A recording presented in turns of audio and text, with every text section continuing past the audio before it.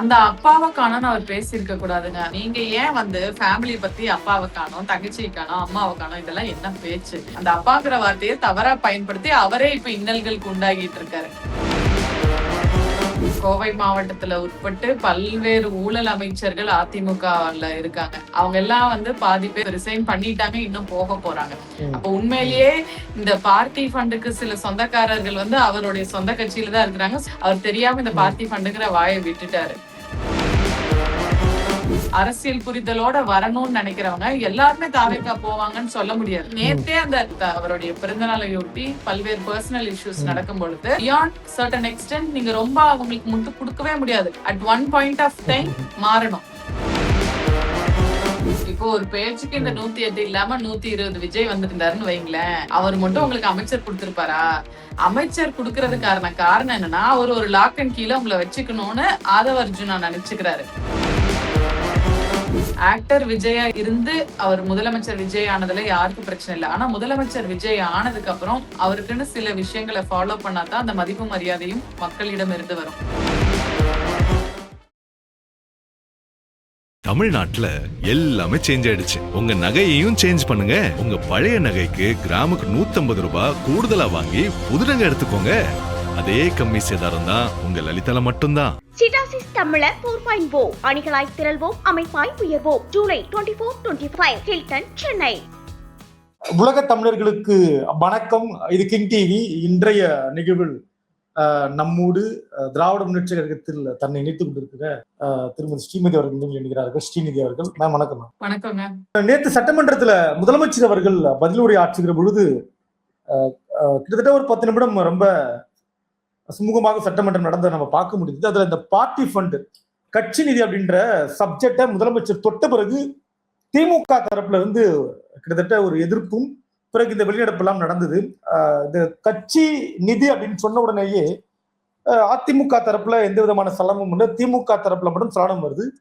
இது நியாயமா அப்படின்ற கேள்வி முன் வச்சிருக்காங்க. எப்படி பாக்குறீங்க? இல்ல, அதுதான் அந்த பார்ட்டி ஃபண்டுக்கு அவர் எந்த ஆதாரமும் சொல்லல. அதுதான் எதிர்கட்சி தலைவர் திரு உதயநிதி திமுக கூட சொல்லல, அவர் திமுக கூட சொல்லலன்றாங்க. அவர் திமுக அதிமுக அதுதான் அவர் திரு உதய அவர்கள் சொன்னார்ல. அவர் எந்திரிச்சு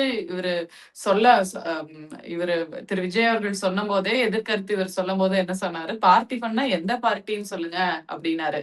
ஆனா இதுல என்னன்னா, இப்ப கோவை மாவட்டத்துல உட்பட்டு பல்வேறு ஊழல் அமைச்சர்கள் அதிமுகல இருக்காங்க. அவங்க எல்லாம் பாதி பேர் இன்னைக்கு ரிசைன் பண்ணிட்டு, பாதி பேர் இப்ப ரிசைன் பண்ணிட்டாங்க, இன்னும் போக போறாங்க. அப்ப உண்மையிலேயே இந்த பார்ட்டி ஃபண்டுக்கு சில சொந்தக்காரர்கள் அவருடைய சொந்த கட்சியில தான் இருக்கிறாங்க, சொந்த கட்சியில விரைவில் இணைய போறாங்கன்றப்போ அவர் தெரியாம இந்த பார்ட்டி ஃபண்டுங்கிற வாயை விட்டுட்டாரு. ஏன்னா நாளைக்கு பின்ன நீங்க அவங்களையும் உள்ள எடுக்கும் போது உங்க வாஷிங் மிஷினுக்குள்ள எடுக்க போறீங்க. அண்ட் இந்த பார்ட்டி ஃபண்டுங்கிறதுக்கு எந்த ஆதாரத்தையும் அவர் சொல்லல. அத இப்ப சபாநாயகரே பல்வேறு இடத்துல ஆதாரம். நீங்க தெளிவா நேற்றைய முன்தினம் எதிர்கட்சி தலைவர் திரு உதயநிதி அவர்கள் சோஃபா மாடல் அப்படின்றத சட்டமன்றத்துல பேசுறாரு, பதிவு பண்றாரு. குதிரை பெறும் அப்படின்னு சபாநாயகர் வேண்டாம் அப்படின்றாரு. இந்த சோஃபா மாடலுக்கு என்ன ஆதாரத்தை கொடுத்தாரு எதிர்கட்சி தலைவர்? இந்த கேள்வி இருக்குல்ல. அந்த ஆதாயத்துக்காக அவங்க நிலைப்பாடுகளை மாற்றிக்கொண்டு இருக்கிறார்ல. யாரா இருந்தாலும் அந்த கூட்டணி கட்சியில நீங்க இப்போ கம்யூனிஸ்ட் அவங்க மட்டும்தான் தெளிவா என்ன நிலைப்பாடுல இருக்காங்கன்னா, நாங்க திமுக கூட்டணி இல்லைன்னா நாங்க ஒரு கண்டிஷனல் அலையன்ஸ் தான். என்னைக்கு எங்களுக்கு கொள்கை மாறுபட்டாலும் நாங்க எங்களுடைய கரங்கள் எடுத்துக்குவோம் அப்படிங்கிறாங்க. அதுதான் இப்ப காங்கிரஸ் கிட்டயும் பிரச்சனை. அந்த மாதிரி ஒரு அலையன்ஸ் காங்கிரஸும் வச்சிருந்தா இவ்வளவு தூரத்துக்கு பிரச்சனை இல்லை. ஏன்னா குதிரை பேரமாகட்டும், இந்த மாதிரி அதிமுகல இருந்து ஊழல் அமைச்சர்களை உள்ள எடுத்துக்கிறதாகட்டும், இதெல்லாமே பாத்தீங்கன்னா காங்கிரஸ்க்கு பாஜக பண்ணக்கூடிய விஷயங்கள் பல்வேறு மாநிலங்கள்ல. அப்ப அவங்களும் கம்யூனிஸ்டுகள் போல ஏன்னா ஃபர்ஸ்ட் இனிஷியலி நீங்க அலையன்ஸ் ஆஃபர் பண்ணும்போது இந்த மாதிரி கவர்னர் ரூல் வரக்கூடாது, மக்களோட மேண்டேட் அக்செப்ட் பண்ணணும்னு சொல்லிதான் நம்ம போய் அவங்க கூட ஒரு அலையன்ஸ் வைக்கிறோம். அந்த கிரீஷ் சோடாங்கர் அவர்கள் கொடுத்த லெட்டர்லயே என்ன எழுதிருக்குன்னா, it is a conditional alliance with the belief that நீங்க இந்த விஷயங்கள் பண்ணுவீங்கன்னு தான் அவர் கொடுக்குறாரு.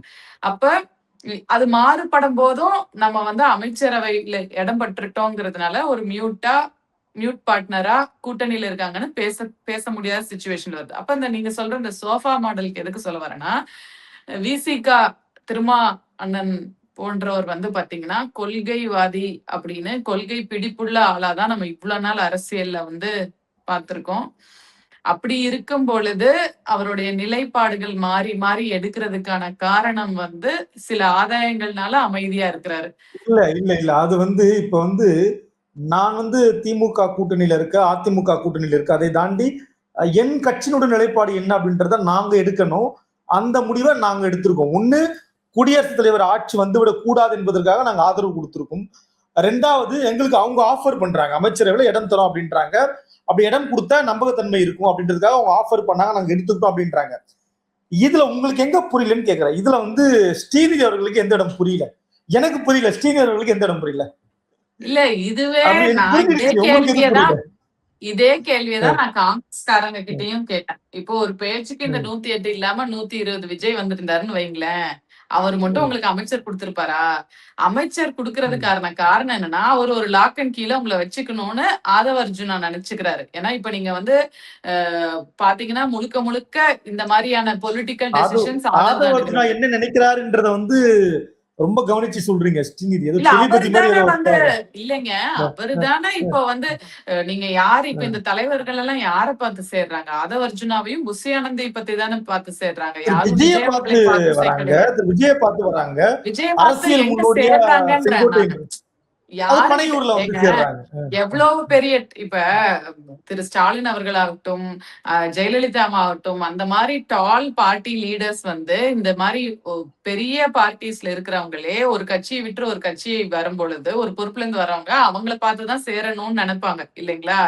அப்படி இருக்கும்போது இங்க கட்சி ரீதியா எல்லா நிகழ்ச்சியும் அது தலைமைச் செயலகத்திலேயே இவங்க வந்து சால்வ போத்தி ஆட்களை உள்ள எடுத்துக்கிறாங்க. அதாவது பொலிட்டிக்கல் ஆக்டிவிட்டிஸ் தலைமைச் செயலகத்துல பண்ணிட்டு இருக்கிறது வந்து பாத்தீங்கன்னா இன்னைக்கு ஆதவ அர்ஜுனா, புஷி ஆனந்த் அவர்கள் தானே. விஜய் அவர்கள் இதை பண்ற மாதிரி தெரியலையே.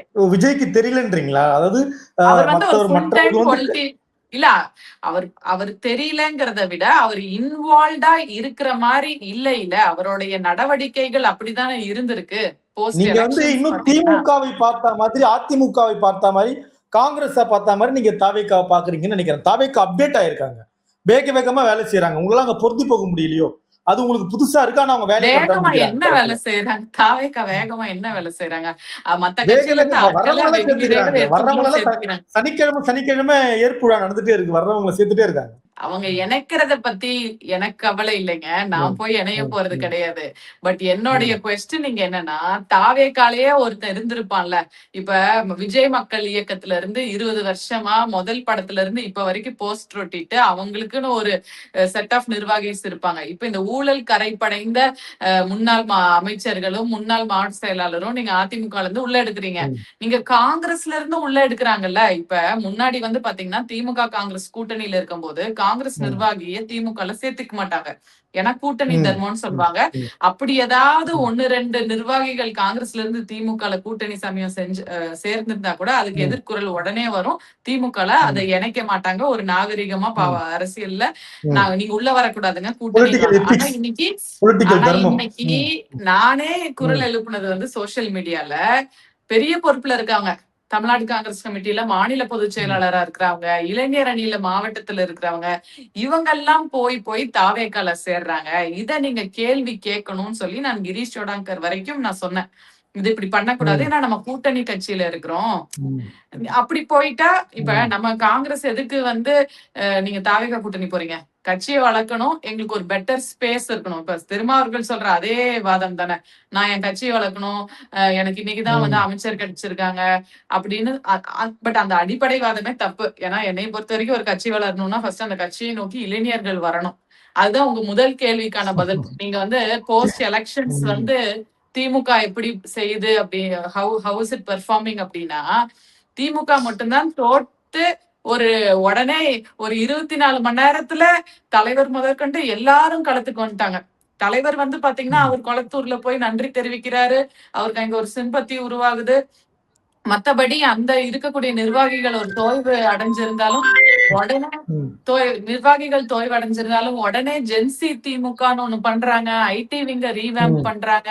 அந்த மாதிரி பல்வேறு ப்ரோக்ராம்ஸ் திமுக உடனே இனிஷியேட் பண்ணுது. அதுல நம்ம நீங்க சரி. குறைபாடுகள் விமர்சனங்கள் வைக்கலாம். ஆனா நீங்க எல்லா பார்ட்டிஸ்லயும் எனக்கு தெரிஞ்சவங்க இருக்கிறாங்க சுத்தி. அப்ப நீங்க அதிமுக காரங்கிட்ட பேசினா அவங்க க்ளூலெஸ்ஸா இருக்காங்க. அவங்களுக்கு என்ன பண்றதுன்னே தெரியல. ஏன்னா அவர்கள் தலைவராக பார்த்து கொண்டிருந்தவங்க எல்லாருமே வந்து பாத்தீங்கன்னா ஒன்னா திமுகல இணையறாங்க, இல்ல தாவேக்கால இணையறாங்க. அப்ப அந்த அதிமுகல இருக்கிறவங்க இன்னைக்கு சூழ்நிலைக்கு அடுத்த கட்டமா என்ன பண்றதுன்னு தெரியாம இருக்காங்க. காங்கிரஸ்காரங்க கிட்ட பேசினா அவங்களுக்கு பல்வேறு விமர்சனங்கள் விஜய் அரச பத்தி இருக்கு. ஏன்னா முதல்ல என்னமோ நினைச்சு போய் சேர்ந்துடுறாங்க. ஆனா போய் சேர்ந்த உடனே இப்ப நீங்க இவ்வளவு நாளா கூட்டணி கட்சியா எங்க மாவட்டத்துல நாங்க திமுக கூட டிராவல் பண்ணிருப்போம். இப்ப கூட்டணி கட்சியா அவங்க தாவேக்கால போய் டிராவல் பண்ணும்போது தாவேக்கா நிர்வாகிகளிடம் இவர்களுக்கு ஒரு பெருசா ஒரு ஏற்பு வந்து இல்ல. அது ஏஜ் டிஃபரன்ஸ்னால அந்த ஏற்பு இல்லையா, இல்ல எங்க அண்ணன் ஜெயிச்சிருக்காரு, நீங்க வந்து என்ன இப்போ, ஏன்னா இப்ப எங்க வார்டுலயே வந்து பாத்தீங்கன்னா உள்ளாட்சி தேர்தல் நடக்க போகுதுன்னு சொல்றாங்க. 8 மாசத்துல உள்ளாட்சி தேர்தல் வரப்போகுது. அப்ப அந்த வார்டு யாருக்கு அலாட் ஆகணும்ன்ற கேள்வி அந்த இடத்துல வருது. கோயம்புத்தூர்லயே 100 வார்டுங்க. யாருக்கு அந்த வார்டு அலாட் பண்ணணும்னா தாவேகா காரங்க ஒரு பக்கம் எனக்கு தான் இந்த வார்டுன்னு வேலை பாக்குறாங்க. காங்கிரஸ்காரங்க பழையபடி இவ்வளவு நாள் நம்ம என்ன நினைச்சோம், திமுக இந்த வார்டை நமக்கு கொடுக்குமா கொடுக்காதா நமக்கு தெரியாது. அப்ப இதே மாதிரி இப்ப தாவேகா கொடுக்குமா கொடுக்காதான்னு தெரியாது. இப்ப இதுல புது போட்டியாளரா அதிமுக காரன் அந்த வார்டுல வந்து போட்டிடுவான். அப்ப இவ்ளோ கன்ஃபியூஷன்ஸ் வருது. லோக்கல் எலெக்ஷன் முடியுதுன்னு வைங்க, அந்த காங்கிரஸ் நிர்வாகிக்கோ அதிமுக நிர்வாகிக்கோ அந்த இடத்துல சீட் ஒதுக்கப்படலைன்னு வச்சுக்கலாம். அப்ப அவங்க எங்க போவாங்க? ஏன்னா இன்னைக்கு whether you like it or not நிறைய கட்சிகள் கரைஞ்சு போயிருச்சு. மதிமுகக்கு என்ன ஃபியூச்சர் தெரியாது, விசிகாக்கு என்ன ஃபியூச்சர் தெரியாது. காங்கிரஸ் இப்போதைக்கு இவங்க கூட இருக்காங்க, அவங்களுக்கும் லோக்சபா எலெக்ஷன் வரும்போது என்ன ஃபியூச்சர் தெரியாது. அப்போ ஒரு கட்சியிலையும் இருக்கக்கூடிய நிர்வாகிகளும் தொண்டர்களும் ரொம்ப குழப்பத்துல இருக்காங்க. அப்படி இருக்கும்போது ஆனா இதுலதான் திமுகக்கு ஒரு பெரிய ஸ்பேஸ் இருக்கிறதா நான் பாக்குறேன். நிறுத்தி நிதானமா கொள்கை ரீதியா அரசியல் பண்ணணும் அப்படின்னு நினைக்கக்கூடிய யாரா இருந்தாலும் திமுக பக்கம் வருவாங்க. ஏன்னா இப்ப தாவேக்காக்கே சில பேர் போகாம இருக்கிறதுக்கு காரணம் என்னன்னா, இவர்களுடைய செயல்பாடு 5 வருஷத்துக்கு அப்புறம் எப்படி இருக்கும்னு எங்களுக்கு தெரியல அப்படின்றாங்க. அதாவது இப்போதைக்கு போகிறாங்க. ஏன்னா நிறைய ப்ராமிசஸ் வந்து மீறப்பட்டிருக்கு. தூய சக்திங்கிற இமேஜ் இப்ப மாறிடுச்சு. அதே போல ஃபர்ஸ்ட் டைம் ஓட்டு போடும் போது அந்த ஒரு வசீகரம் இருந்தது, விஜய் அவர்களுடைய ஒரு வசீகரம் இருந்துச்சு. ஆனா இப்ப மோஸ்ட் ஆஃப் த அட்மினிஸ்ட்ரேஷன் வந்து பாத்தீங்கன்னா பாக்குறது வந்து புசி ஆனந்த் ஆதவ் அவர்கள் தான். சோ இந்த மாதிரி இப்ப வசீகரம் இல்லைன்றீங்களான்ற, இப்பவும் திரு விஜய் மேல வசீகரம் இருக்கு இல்லையா? வசீகரம் மட்டுமே பத்தாது இல்லைங்க. வசீகரம் எப்படி பத்தோம்? இப்ப உங்களுக்கு வந்து அவங்கள ஒரு சினிமா ஸ்டார் நீங்க இல்ல நேத்து சட்டமன்றத்துல முதல்வர் பேசுகிற பொழுது ஒரு ஸ்டோரி சொல்றாரு, உங்க அப்பாவை காணோம் அப்படின்றாரு. அதுதான் இன்னைக்கு ட்ரெண்டிங் ரீல்ஸ். அதுதான் தன்னெழுச்சியா வந்து போடுறாங்க, எங்கப்பா உங்க அப்பாவை காணோம்னு அவங்கவுங்க ரீல்ஸ் பண்ணி போடுறாங்க. அந்த அப்பாவை காணோம்னு அவர் பேசியிருக்க கூடாதுங்க. அதுக்கு நானும் ஒரு பதிவு போட்டிருந்தேன். ஏன்னா சட்டமன்றம்ங்கிறது எவ்வளவு ஒரு மரியாதையான இடம். அந்த சட்டமன்றத்தை திரும்ப போய் இவங்க சினிமா அரங்கம் மாதிரி விசில் அடிச்சு டைலாக் பேசி கட் கேமரா ஆக்ஷன் பண்ணக்கூடிய இடம். ஏன்னா ஆக்டர் விஜயா இருந்து அவர் முதலமைச்சர் விஜய் ஆனதுல யாருக்கும் பிரச்சனை இல்லை. ஆனா முதலமைச்சர் விஜய் ஆனதுக்கு அப்புறம் அவருக்குன்னு சில விஷயங்களை ஃபாலோ பண்ணாதான் அந்த மதிப்பு மரியாதையும் மக்களிடம் இருந்து வரும். நீங்க ஆட்சி பண்ணுங்க, உங்களை நாங்க டிஸ்டர்ப் பண்ண மாட்டோம்னு சொல்லி எதிர்கட்சி தலைவர்களும் சொல்லியாச்சு. அவர்களுக்கு தேவையான கூட்டணி பவரும் இன்னைக்கு இருக்கு. அப்ப இனிமேல் அவர் போக்கஸ் பண்ண வேண்டிய ஒரே விஷயம் கவர்னன்ஸ் ப்ராப்பரா தமிழ்நாடு மக்கள் கொடுக்கணும் அப்படிங்கறதுதான். ஆனா அவர் தொடர்ந்து நீங்க சட்டமன்றத்திலயும் நீங்க போய் உங்களுடைய சினிமா வசனங்களை பேசக்கூடாது. அப்பாவை காணோங்கிறது என்னங்க வார்த்தை? அப்பாவை காணோம் அப்படின்றதுல என்ன தப்பு இருக்கு? என்ன தப்பு? அதுதாங்க இப்ப நீங்க வந்து எதிர்கட்சி தலைவர் தோத்துட்டாருன்றாங்க, திரு ஸ்டாலின் தோத்துட்டாரு, சட்டமன்றத்துல இல்லன்றதுல என்ன தப்பு இருக்கு? அதுதான் நான் ஆன்சர் பண்றேன். எதிர்கட்சியில எதிர் அணியில வந்து திரு உதயநிதி அவர்கள் உட்காந்துருக்காங்க. திராவிட முன்னேற்ற கழகம் உங்க தலைவர் கூட தோத்து போனாரு. நான் தோத்ததை வந்து விமர்சனம் பண்ணக்கூடாதுன்னு நான் சொல்ல வரல. அதை வந்து தவிர்த்திருக்கலாம். ஒரு நாகரிக அரசியல் செய்பவர், ஒரு முதிர்ச்சியான ஒரு ப்ராப்பரான ஒரு அரசியல்வாதி, அது யாரா இருந்தாலும் அதிமுகவா இருந்திருந்தா கூட இந்த மாதிரி ஒரு விமர்சனத்தை வைக்க மாட்டாங்க. பட் ஓகே, இவர் விமர்சனத்தை வச்சுட்டாரு. உங்க தலைவரை காணோன்னு கூட அந்த இடத்துல பதிவு பண்ணிக்கலாம். பட் அப்பாவை காணோங்கிறப்ப அது ஒரு பர்சனலா ஒரு டச் ஆகுது அந்த பாயிண்ட்.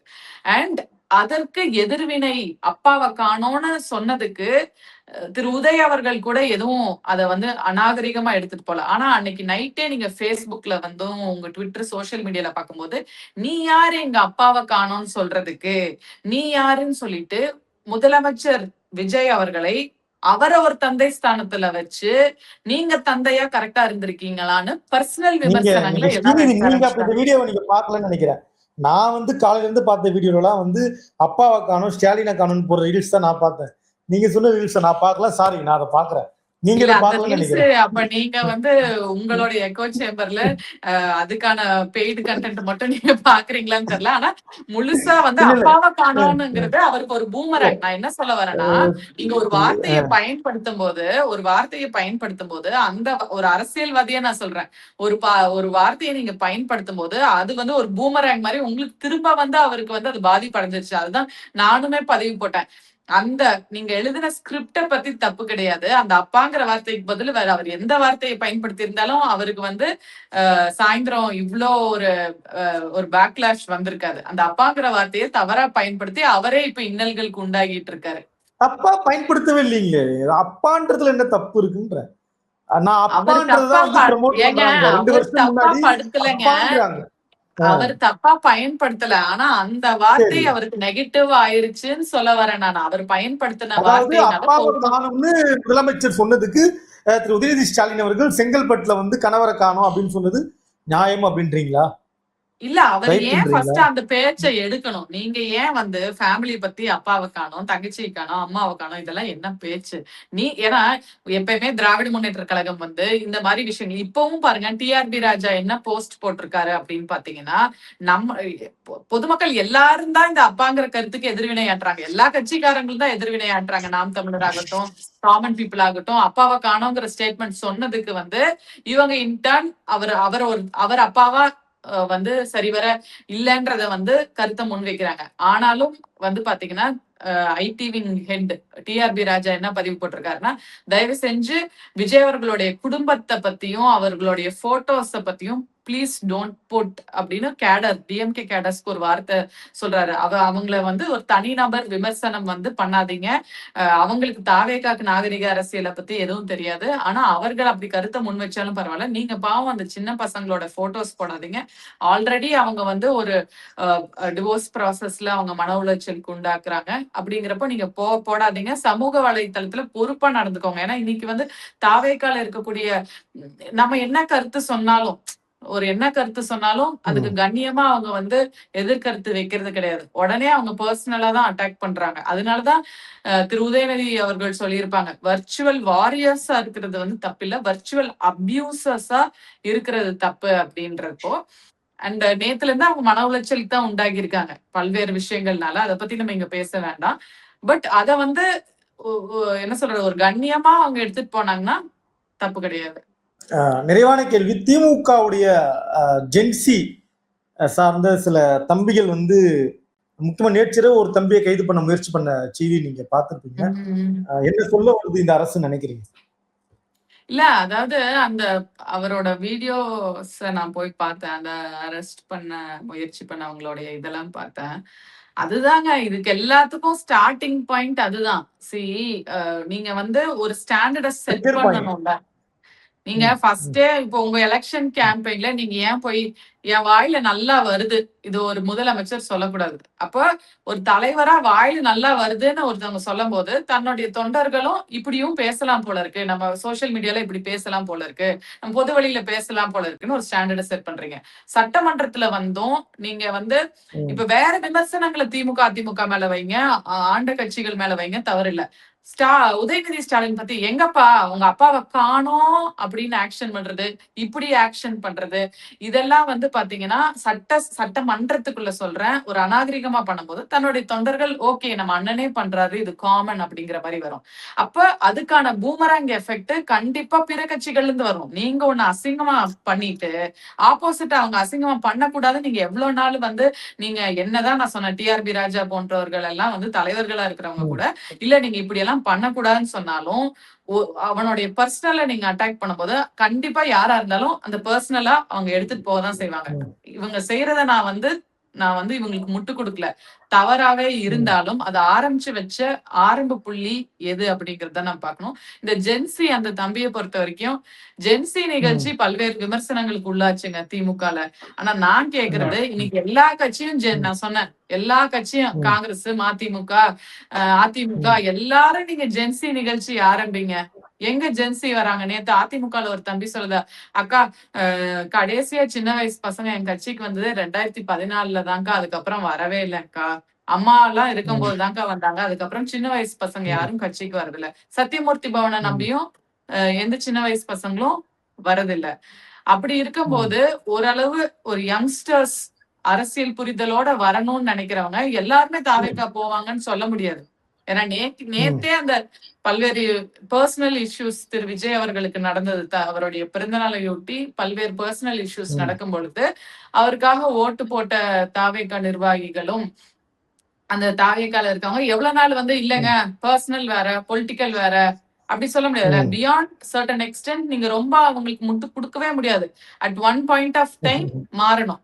ஒரு நல்ல விஷயம் என்னன்னா, இப்ப இந்த ஹோல் பொலிட்டிக்கல் சிச்சுவேஷன்ல நிறைய யங்ஸ்டர்ஸ் அந்த பொலிட்டிக்கல் சிஸ்டத்துக்குள்ள வந்துட்டாங்க. இப்போ ஈகரா பாலிடிக்ஸ வாட்ச் பண்றாங்க. இப்ப வாட்ச் பண்ணும்போது அந்த பொலிட்டிசைஸ் ஆகும்போது, நம்ம இனிஷியலா அந்த சிஸ்டத்துக்குள்ள வரும்போது ஒன்னும் தெரியாம இருக்கும்.